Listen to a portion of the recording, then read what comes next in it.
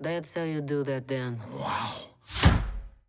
Welcome back, everyone. It's Charlie. We finally got an official Marvel Zombies trailer, so we'll break it all down. There's a billion Easter eggs here, a whole bunch of characters. They're dropping all the episodes at once. It was originally supposed to be a movie, but they had some copyright issues, namely the Spider-Man problem. Sony gave them some problems, and apparently Marvel wasn't allowed to put Spider-Man in a movie of theirs that wasn't part of the actual sharing deal, which they have with the live-action Tom Holland movies. You also have to imagine them pitching Kevin Feige and Sony saying, how about we have Spider-Man ripping people's heads off with his webbing and then just shaking their heads, no, we're not going to do that in a theatrical movie. Most hardcore version of Spider-Man you're ever going to see on screen in MCU production. Gonna go ahead and guess they're not going to get quite this hardcore during Spider-Man Brand New Day when he teams up with Punisher. You also probably noticed that Blade is a big part of this, and he's become the new version of Moon Knight because Mark Spector Moon Knight has died at some point during this Marvel Zombies universe. It's meant to be a big follow-up to the What If Season 1 Marvel Zombies episode, so that's why there are a couple of characters in moments that are directly tied to the ending of that original episode.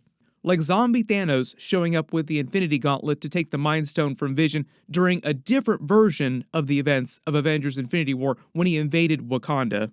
You notice we also got T'Challa Black Panther back, even though Chadwick Boseman passed away a number of years ago. I don't know that he recorded voiceover lines for this. They probably got another actor to do his lines. Good. The world could use a little heart right now. But there's so much stuff going on during this, so we'll just break it all down. If you're brand new to the channel, be sure to subscribe to get all the episodes. I will do an episode video for this when they drop all the episodes. It'll be a binge drop. There are only 4 episodes total. Notice they start the trailer with that funny TVMA rating because it's basically rated R for TV. That's what TVMA means in the United States. They probably have some other designation in international countries. But they use the funny title treatment of Kate Bishop taking someone out with one of her arrows. If it wasn't clear, because Hawkeye has been turned into a zombie, it's actually Kate Bishop firing the arrows in this. But it looks like this person that she takes down in the titles is just a random person, not like an actual Marvel character. You notice they use a different style of Marvel animation logo. It's more like the black and white that they use for Captain America, Brave New World. Then there's a bunch of zombies rushing down a stairwell, not sure where they're going because they cut these shots so quickly. Like there's a ton of footage from all 4 episodes that they cram into this minute and a half worth of trailer or so. Generally, the basic premise of the series is that Scarlet Witch is leading the zombie army, like she's the head of the zombie army, and they're after something to gain some power. In the original Marvel Zombies comic book story that Robert Kirkman did, Walking Dead famous, of course, zombie story set in the Marvel Universe, his Marvel Zombies story took place in its own separate universe, not the main Marvel Universe, and those Marvel Zombies eventually conquered that universe, then started moving across the multiverse, consuming other universes, turning them into zombies too. Maybe that's their ultimate goal in this universe. Maybe that's what Scarlet Witch is trying to do, gain some power over the multiverse so she can take the zombies to another universe and consume it. The way they color some of these shots, it's kind of hard to tell whether or not they're wearing actual comic book costumes or if they're just randos that have been turned into zombies. But this is somebody in a military uniform. It doesn't look like a standard Marvel character. It looks like a regular person in a military uniform. Pretty easy to see that this is Shang-Chi and Katie during the events of the original Shang-Chi movie in San Francisco when the entire city is being turned into zombies with just random people coming for them. This is meant to be Okoye leading an army here. She's meant to be one of the heads of Scarlet Witch's zombie army. This looks like the beginning of the outbreak sweeping through San Francisco because you have all these helicopters looking at all the damage happening as it goes across the city. So maybe there'll be a montage at the very beginning of the series to show you how they swept across the Earth really fast. This just looks like a couple of sorcerers in Camartage with one zombie taking out another. Then this is meant to be Hawkeye, Okoye, Abomination, and I think this is meant to be Ghost over on the right, and then zombie Steve Rogers, Captain America, standing up, because then Yelena has that voiceover where she says, all the Avengers are gone. They've been turned, basically, because you remember the events of that original What If episode. They were one of the first groups to go. Like the Avengers tried to stop them when it first started. They got turned, and then boom, the rest of the world followed quickly after that. Because once Earth's mightiest heroes joined the infected, no one else stood a chance. There's a quick shot of Abomination joining the battlefield here. Zombie Hawkeye loosing an arrow. Zombie Steve Rogers in another facility. Then it seems like Zombie Okoye and her army of other superheroes that have been turned here are welcoming her. Like, I think they're clearing a path here so that Zombie Scarlet Witch is entering. So Okoye is widening her arms like, welcome home. One of the big differences with Marvel zombies from, say, like the Walking Dead zombies, because we're talking about Robert Kirkman that originally created the whole concept of Marvel zombies, is that they actually retain some of their intelligence. They can form some kind of speech. Like we saw a little bit of that during the original Marvel Zombies episode. They can't talk the exact same way, like it's not perfect, but they can kind of mouth communication. So that's part of the danger, is that they can actually formulate complex plans, and they can still use their abilities in fairly intelligent ways. I think this shot of Yelena is actually happening inside the raft, because there are a bunch of scenes of her with the other characters inside the raft later in the trailer.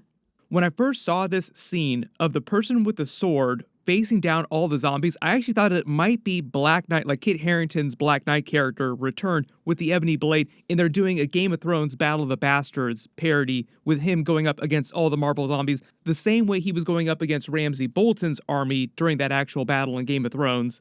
It's totally possible, but it's also possible that this is just Moon Knight and it just looks this way because it's lit up with all the fire in front of him, pouring all the light onto him. You remember the whole idea is that Blade has become the new avatar of Khonshu during this, so he's become the new Moon Knight, and he wields a sword. Alright, we got a world to save. I'm assuming that Shang-Chi is talking to Katie during this when he says, alright, we have a world to save, and they're still in San Francisco because you see the tree behind them. Then you see a completely different scene of them inside the raft jumping down to help everybody else. You can see them down below. And notice that Katie is also wielding the 10 rings with him. Like he has the 10 rings already and they're sharing them. Down below you can actually see the Blade version of Moon Knight, Miss Marvel, and Red Guardian. Not totally clear why they're inside the raft, if they're trying to rescue somebody, but you see all the zombies have invaded it, and the person in the middle they're keeping in special containment is Zombie Namor, because remember, the raft is a water-based facility. Makes sense that they would have some big Namor twist here. He'd be super powerful with all this water rushing in. Remember, in water, he's more like Hulk-level strength, like crazy OP strong. We also see Yelena has joined them here, and they're starting to freak out because Namor is free, and he's about to wreck everybody.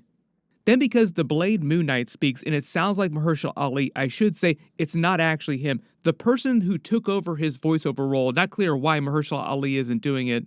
Maybe some scheduling conflict, or maybe he didn't want this to be like his first real big appearance as Blade in the MCU before the live-action movie ever had a chance to happen. Will we ever see a Blade movie? Who knows? The actor who took over for him, who sounds like him, is the same actor who did the same thing on the Invincible series, taking over for the character that Mahershala Ali did on that in Season 1.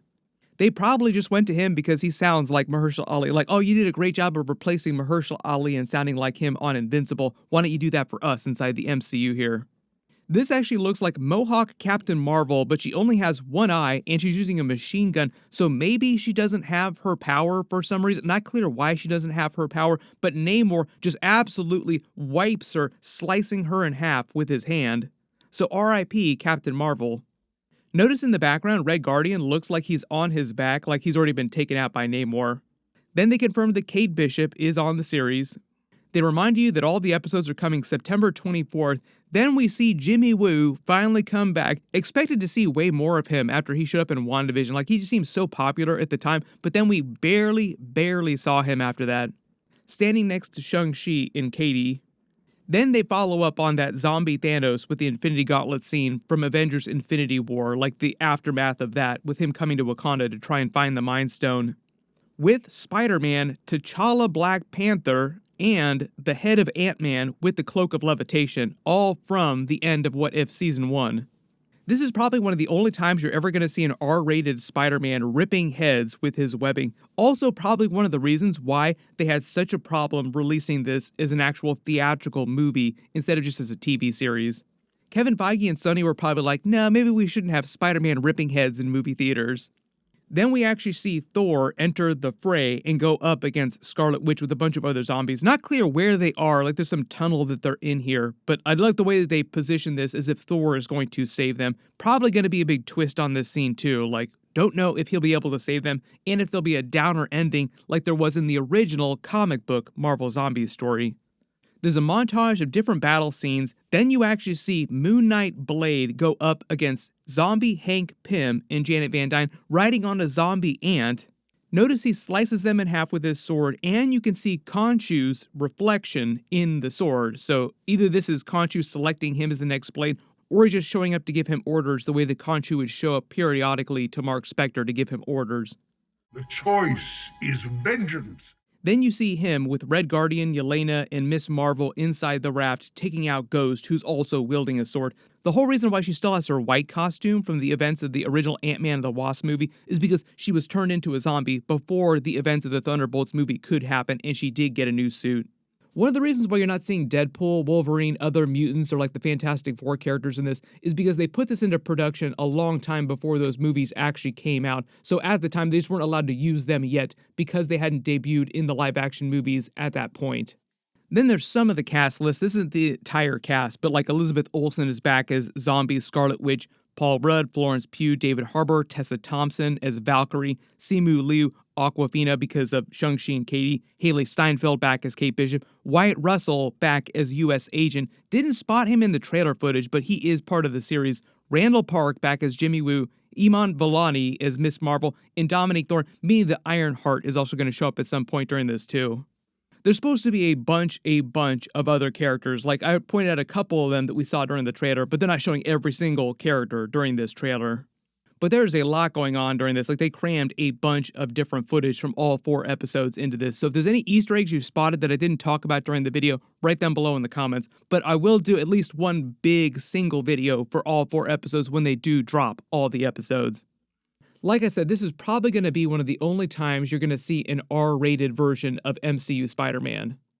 There's a bunch of stuff happening right now. My next big video will be for Alien Earth Episode 5. Be sure to enable alerts for my channel so you don't miss that. Click here for that video. I'll update the link as soon as I post that. And click here for all my Peacemaker Season 2 episodes too. Thank you so much for watching, and I'll see you guys in the next one.